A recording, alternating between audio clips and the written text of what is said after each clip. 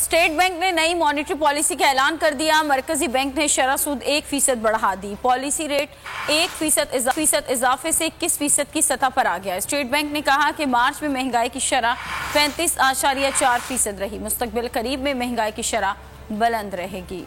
State bank نے monetary policy کا اعلان کیا، شرح سود میں 1% اضافہ کر دیا۔ پالیسی ریٹ 21% پر پہنچ گیا۔ پالیسی ریٹ کو 100 بیسس پوائنٹس بڑھا کر 21% کر دیا ہے۔ کرنٹ اکاؤنٹ خسارہ توقعات سے خاطر خواہ کم ہوا ہے۔ زرعی پالیسی سختی سے آئندہ 2 سال میں مہنگائی کو درمیانی مدت کے ہدف تک لانے میں مدد ملے گی۔ عالمی مہنگاری نظام میں حالیہ تناؤ نے بین الاقوامی مارکیٹ تک رسائی میں مشکلات بڑھائی ہیں۔ مستقبل قریب میں مہنگائی کی شرح بلند رہے گی۔ تو نظر آ رہا ہے سامنے لکھا ہوا ہے ظلم مٹنے کے لیے 2 چیزوں سے مٹے گا بھائی۔ ایک عدل کی کرسی پہ جو لوگ بیٹھتے ہیں نا، وہ عدل کے حساب سے فیصلے کرنے لگے۔ دوسرا قوم نکل کھڑی ہو ظلم کے خلاف، تو ظلم ختم ہو جائے گا، یا ان دونوں میں سے کوئی ایک چیز ہو جائے یا دونوں ہو جائے۔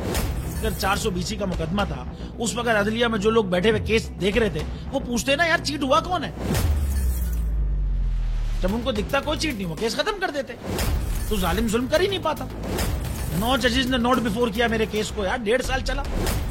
شخصی ضمانت کا کیس، سیم کیس اسلام آباد میں کر دیا۔ ایک ہی الزام پہ 2 کیس ہو نہیں سکتے بھائی۔ مطلب 60 دن کا وقت ہوتا ہے، 102 دن کے بعد میں جیت گیا، کیس بری ہو گیا، 102 دن کے بعد اپیل فائل کی، ایکسپٹ کر لی۔ نہیں کرتے نا ایکسپٹ، ختم ہو جاتا نا ظلم یار۔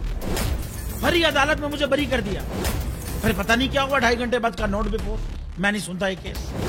کھڑے رہتے اپنے فیصلے پہ، مٹ جاتا ظلم۔ اللہ تعالیٰ نے بٹھایا اس ان کرسیوں پہ ان کو، یار یہ اللہ تعالیٰ کی طرف سے فیصلے کرنے ہیں۔ تو یا تو یہ فیصلے آئیں گے، ظلم مٹ جائے گا، یا قوم کھڑی ہو جائے گی ظلم کے خلاف۔